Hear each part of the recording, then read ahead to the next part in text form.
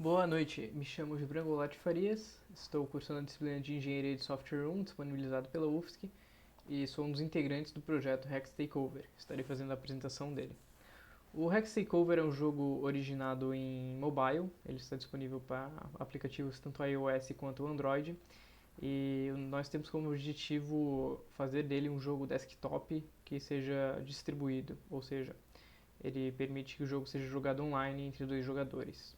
Na atual versão mobile dele, não há possibilidade de jogar online, apenas contra a partida local. Para o desenvolvimento do jogo, nós seguiremos a premissa de que ele será desenvolvido sobre a linguagem Python e nós utilizaremos para a execução distribuída dele o framework PyNet Games. Eu vou abordar primeiramente os requisitos não funcionais, que serão de que nós utilizaremos a interface nativa de Python nas versões mais recentes Tkinter e que a nossa diagramação ela será baseada na segunda versão de UML e será feita em Visual Paradigm. Bom, sobre interface e regras do jogo, essa é a interface desenvolvida utilizando a biblioteca Tkinter. E a lógica e as regras do jogo são as seguintes. Cada jogador começa com um total de 7 peças. Os jogadores têm uma cor atribuída para cada. O jogador 1, por exemplo, poderia ser o azul, o jogador 2 o vermelho. Os jogadores alternam a jogada entre si, então após o jogador 1 azul jogar, é a vez do jogador 2 e assim por diante. E o jogo consiste na seleção de peças, como por exemplo esta aqui, e na movimentação delas. Toda peça tem teoricamente um máximo de 18 jogadas, que é o seu círculo interno, retratado pela cor verde, e o seu círculo externo, retratado pela cor laranja. O jogador, após selecionar uma peça, ele deve decidir se ele deseja, digamos, movimentar-se para a posição interna, no círculo verde, ou na posição externa. A movimentação para uma posição interna do círculo verde implica que esta peça será duplicada, ou seja, ela mantém a sua posição original e surge em uma posição nova. Ela ocupa esses dois espaços. Para uma jogada no círculo externo, laranja, que poderíamos chamar de saltar, o jogador ele deixa de ter uma peça ocupando a posição originária e passa a ter uma peça na posição externa. O tabuleiro possui um total de 75 hexágonos, ou seja, uma quantidade ímpar, e assim o jogo não pode acabar com um empate. Para o encerramento é necessário que um jogador vença. As regras para que um jogador vença dependem da execução da estratégia deles e funcionam da seguinte maneira. Um hexágono, ao mudar de posição, seja por clonagem ou por salto, ou seja, indo para o círculo interno ou externo, ele irá entrar em contato com novos hexágonos. No nosso cenário aqui, se eu movimentasse esta peça para cá, ele teria contato apenas com hexágonos brancos.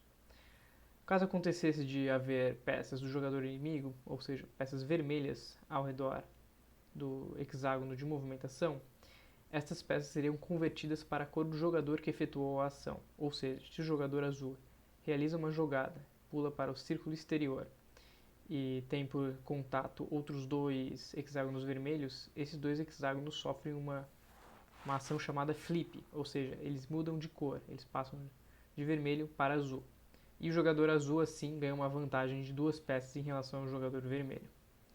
O jogo acaba quando não houverem mais peças de um dos jogadores, por exemplo, se o azul conseguir converter todas as peças do jogador vermelho, ou se o jogador vermelho estiver numa posição em que ele não pode mais se movimentar e todas as outras partes do tabuleiro forem do azul. Uma ressalva para as regras é de que o jogador não pode se movimentar para fora do tabuleiro, ele não pode acessar as partes escuras do mapa, ele não pode se movimentar para locais em que ele esteja ocupando, esta peça não pode vir parar aqui, e o jogador não pode ocupar uma peça do jogador vermelho. Ele pode colocá-la ao lado, mas nunca sobre.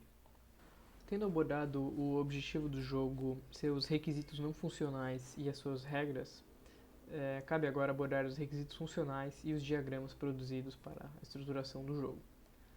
Bom, começaremos pelos requisitos funcionais, e eles se resumem a operações simples, como iniciar programa, após isso iniciar o jogo, permitir a seleção de um hexágono, permitir a seleção de uma movimentação, uma determinação de início após essa primeira movimentação, uma recepção de jogada para o jogador oposto e uma notificação de abandono caso haja algum problema no servidor ou algum dos jogadores saiam da partida.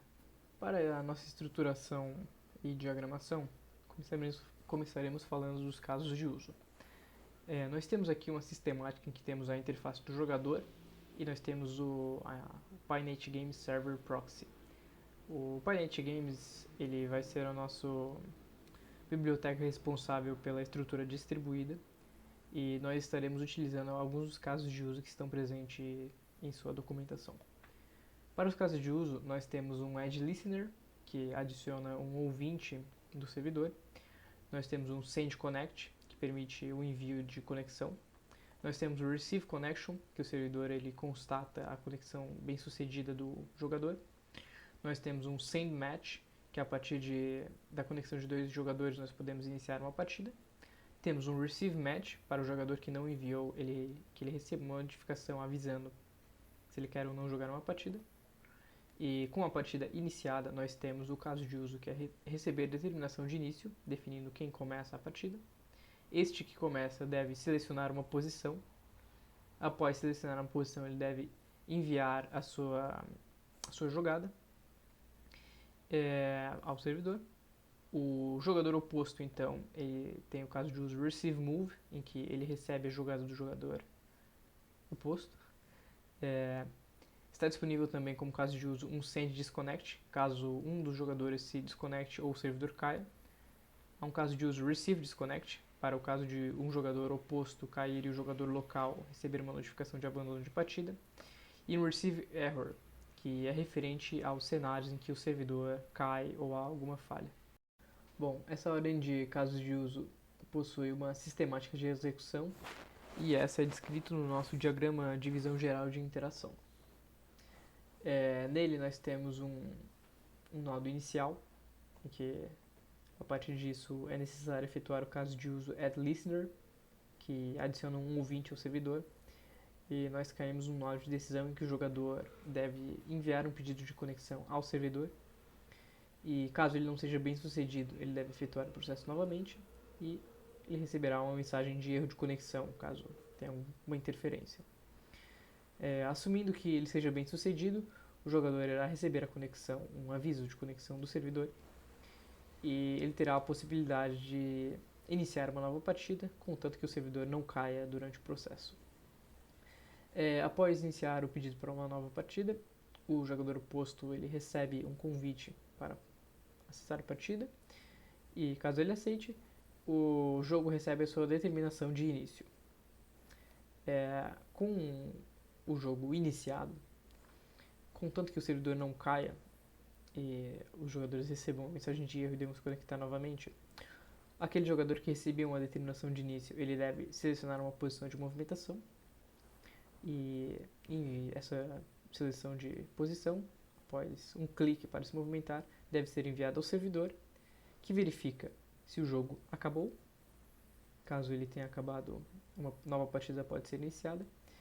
Caso ele não tenha acabado, ele retorna ao nosso nodo de decisão anterior, em que o jogador oposto irá receber essa jogada, o jogo avalia se o jogo deve prosseguir, se o jogo acabou, e se não, este processo ele continuará de forma cíclica, onde um jogador vai, seleciona uma posição, a posição é enviada ao servidor e outro jogador recebe essa posição, a verificação se o jogo acabou ou não, até que o jogo encerre.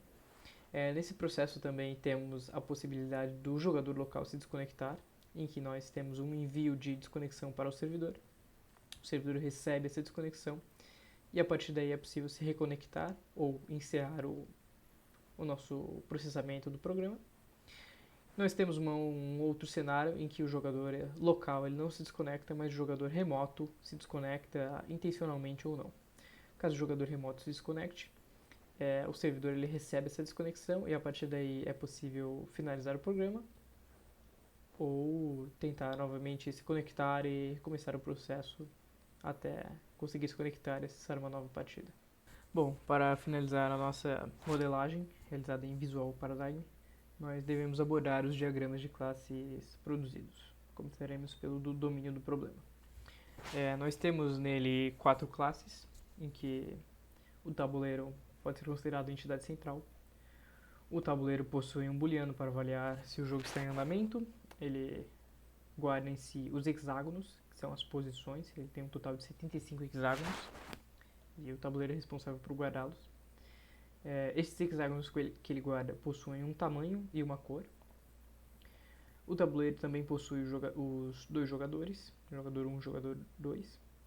Esses jogadores, por sua vez, são classes associadas que possuem um nome, um booleano que define se é a sua vez, o total de hexágonos associados a ele e a cor que está atribuídas a ele. No nosso caso aqui, o vermelho e o azul.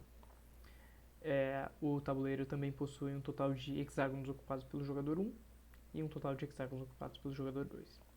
O tabuleiro ele tem uma associação com a interface do jogador, que será responsável por se comunicar com a nossa rede, que é o Pynet Games. Essa interface do jogador ela possui o tabuleiro, ela possui um proxy do servidor, que é uma classe própria, que será apresentada posteriormente. Ele possui o ID da partida e guarda as posições. O nosso segundo diagrama de classes produzido foi o diagrama da interface gráfica, e nele nós temos o tabuleiro. Esse tabuleiro contém como agregados 2 classes da biblioteca Tkinter, que são as classes TK e a classe Canvas. Nós chamamos o nosso tabuleiro eles de root para a classe TK e Canvas para a classe Canvas. O nosso terceiro diagrama de classes produzido é o diagrama de redes, que é o nosso diagrama do Pynet Games. Ele foi produzido a partir da documentação disponibilizada. Nele nós temos a classe de interface do jogador, chamada de Player Interface. Esta classe possui os atributos já apresentados anteriormente, o tabuleiro, o proxy, o ID da partida e as posições. Essa classe ela generaliza ou herda a classe Pynet Game Server Listener, que é o listener responsável pela partida, para se comunicar com o servidor. E esse listener possui um agregado que é o Pynet Game Server Proxy.